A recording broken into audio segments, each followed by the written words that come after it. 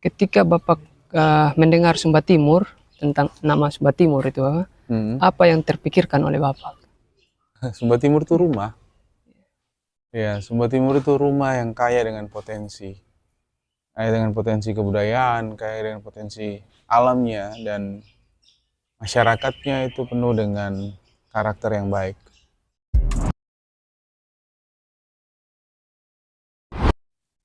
Salam sejahtera untuk kita semua. Selamat sore. Saat ini saya sudah bersama dengan Bapak Jonathan Hani yang merupakan Wakil Ketua 2 DPRD Sumba Timur dan juga sebagai anggota DPRD terpilih pada pemilu 2024 ini. Dan sekarang juga sedang hangat perbincangan di masyarakat maupun di media sosial bahwa beliau akan maju di pilkada sebagai calon wakil Bupati Sumba Timur. Kita sapa dulu. Selamat sore Bapak. Selamat sore Bu, selamat sore semua teman-teman yang menonton. Terima kasih Bapak sudah menerima kami dari channel Humba Daily Life. Bapak, ini kami juga baru merintis gitu Bapak. Ya, Channel ini kami banyak ya ingin mendapatkan banyak insight gitu dari Bapak untuk ini, untuk anak-anak muda juga gitu Bapak kita ini.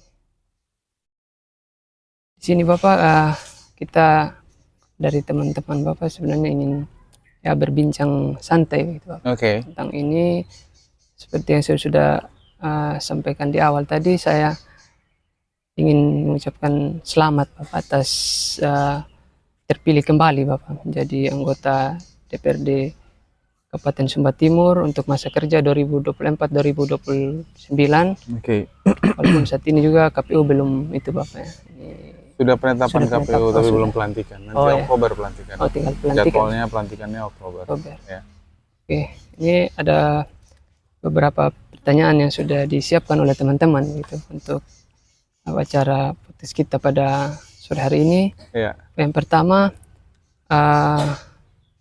selama menjadi anggota DPRD Sumba Timur, apa tantangan yang Bapak hadapi? Sudah ini masuk periode ketiga untuk kalau itu sejauh ini ya tantangan yang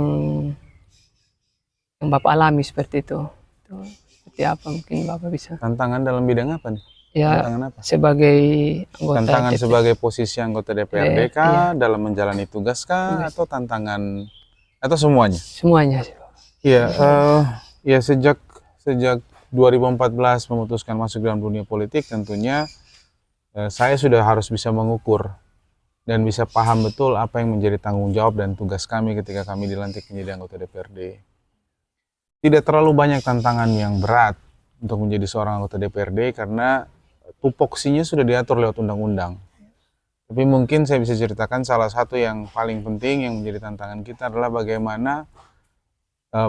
bagaimana kita menjadi jembatan aspirasi. Itu penting sekali karena banyak sekali persoalan di kabupaten, banyak sekali persoalan di dapil yang dititipkan kepada kita, dan tidak semua aspirasi itu bisa langsung terjawab. Karena ada mekanismenya, ada prosesnya, dan lain sebagainya. Sehingga meyakinkan masyarakat bahwa tidak semua titipan harapan itu bisa terjawab secara cepat, itu juga menjadi tantangan tersendiri. Kalau yang lain, saya pikir sepanjang kita kuat dan sepanjang kita sadar bahwa kita diberikan kepercayaan dan kita bisa jaga kepercayaan itu dengan baik, tidak ada terlalu besar, tidak ada terlalu banyak tantangan yang berat ya. Semua kita bisa jalani dengan baik, karena memang tupoksinya sudah diatur lewat undang-undang. Kira-kira seperti itu. Oke, terima kasih Bapak atas jawabannya. Saya pikir ya itu ya sebagai penyambung lidah rakyat. Ya itu penting ya. Ya. Oke, pertanyaan kedua nih Bapak. Ketika Bapak mendengar Sumba Timur, tentang nama Sumba Timur itu apa yang terpikirkan oleh Bapak? Sumba Timur itu rumah. Ya, Sumba Timur itu rumah yang kaya dengan potensi. Kaya dengan potensi kebudayaan, kaya dengan potensi alamnya, dan masyarakatnya itu penuh dengan karakter yang baik. Jadi itu yang terlintas dalam pikiran saya. Oke, terima kasih Bapak. selanjutnya di masyarakat maupun di media sosial Bapak saat ini kan sedang hangat dibicarakan bahwa Bapak akan ikut dalam kontestasi Pilkada Sumba Timur sebagai calon wakil bupati. Mengapa atau bukankah Bapak sekarang sudah menjadi anggota DPR dan anggota DPR terpilih? Apa yang ini Bapak yang menjadi?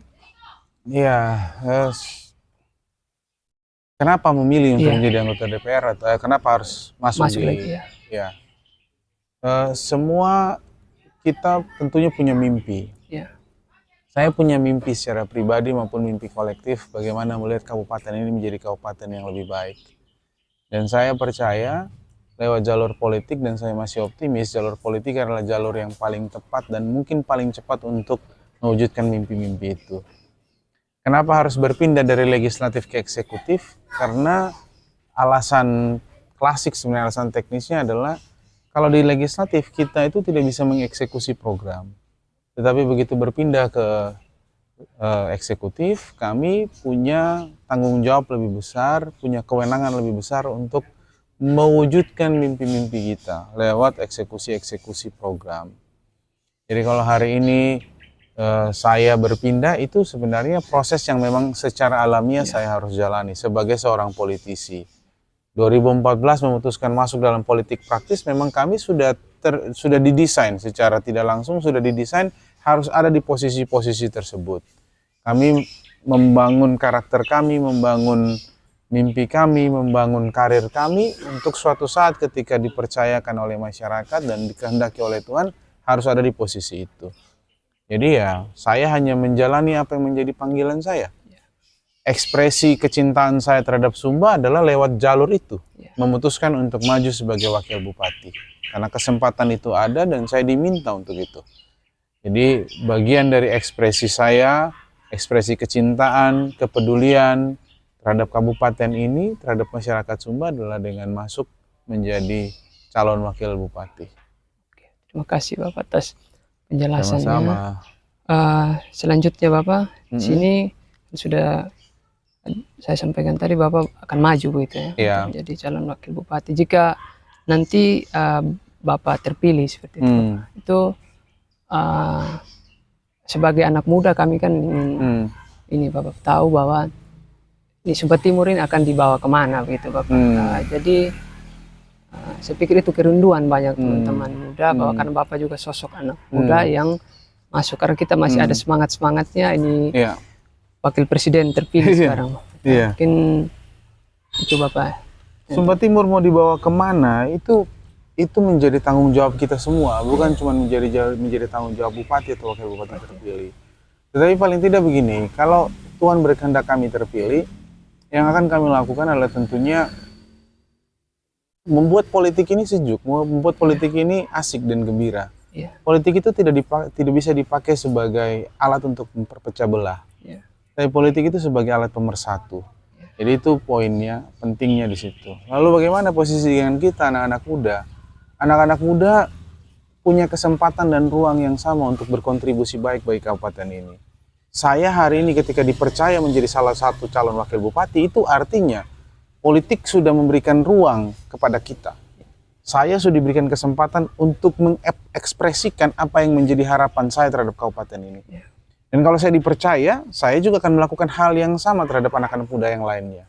Karena saya berharap, dan ini harapan saya pribadi, dan saya pikir ini akan menjadi tanggung jawab kita semua. Salah satu tugas utama dan tugas paling penting dari seorang pemimpin adalah mempersiapkan pemimpin lainnya untuk menjadi pengganti kita. Kami tidak akan ada di situ, misalnya kalau Tuhan kehendaki saya jadi wakil bupati, saya tidak akan jadi wakil bupati 10, 20 tahun, 30 tahun, tidak akan panjang kami di situ. Jabatan ini sesaat, jabatan ini hanya kita pakai untuk bekerja dan menjadi dampak yang baik bagi masyarakat. Oleh karena itu, ketika saya sadar posisi saya ini penting, yang saya akan lakukan mungkin secara alamiah adalah mempersiapkan orang lain, mempersiapkan jembatan buat kader-kader muda lain untuk menjadi pemimpin yang jauh lebih baik dan jauh lebih hebat dibanding saya. Lewat apa? Lewat kebijakan-kebijakan tentunya. Bisa lewat pendidikan, lewat dunia usaha, lewat kesempatan untuk kita saling berdiskusi seperti ini. Ya, jadi ruang itu terbuka untuk kita semua bisa berkontribusi dengan baik. Ya, Oke, saya pikir itu. Ya, di sini sebagai ini juga ada closing statement gitu dari Bapak. Mungkin di sini sebelum closing statement Bapak, saya ingin Bapak memberikan pesan gitu Bapak untuk ini, karena sekarang saya melihat di media sosial gitu ya, banyak sekali yang menjurus pada hoax, propaganda dan lain sebagainya. Mungkin pesan Bapak kepada masyarakat Sumba Timur, mungkin di sini juga ada pendukung Bapak begitu. Mungkin seperti apa juga sekaligus closing statement untuk ini.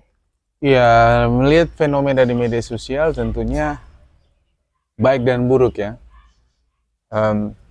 Sebagai orang yang bijak, sebagai orang yang cinta terhadap kabupaten ini, sebaiknya kita tidak menggunakan platform media sosial itu sebagai ajang untuk kita saling menghina. Tidak ada untungnya kita menghina orang, tidak ada untungnya kita juga menyebarkan hoax. Mari kita sama-sama bijak, menggunakan jari-jari kita, pikiran-pikiran kita untuk berkontribusi yang positif bagi kabupaten ini. Macam-macam caranya. Bisa lewat media sosial kita sampaikan bahwa kita bertanggung jawab terhadap maju dan mundurnya kabupaten ini dengan membuat statement-statement yang positif, dengan mengupload, mengunduh konten-konten positif, sehingga suatu saat nanti kita terbiasa untuk bertanding dalam dunia politik itu menggunakan ide dan gagasan, bukan dengan fitnah dan cacian. Kita orang Sumba, orang yang berbudaya, bukan orang yang suka saling menjatuhkan seperti itu. Saya harap itu bisa terjadi. Ya, harapan ke depan politik Pilkada 2024 kelihatannya akan panas, tapi saya percaya orang-orang kita, keluarga-keluarga kita adalah keluarga-keluarga yang rasional, keluarga-keluarga yang sadar bahwa politik ini cuma sesaat. Jabatan cuma sementara, tapi persaudaraan, kecintaan kita terhadap Sumba itu utuh selamanya. Sehingga itu jauh lebih penting dibanding hanya sekedar fokus pada pertikaian-pertikaian dalam dunia politik, apalagi kalau ada akun palsu yang mengadu domba. Nah, saya pikir itu. Saya berharap semua bisa jalan dengan baik, bisa menghasilkan produk politik yang baik juga untuk Kabupaten Sumba Timur kelak. Oke, terima kasih Bapak untuk waktunya. Sama-sama, sama-sama, sukses terus, sukses terus Sumba Daily Life ya. Kita jumpa lagi di kesempatan-kesempatan yang akan datang. Salam sejahtera. Siap.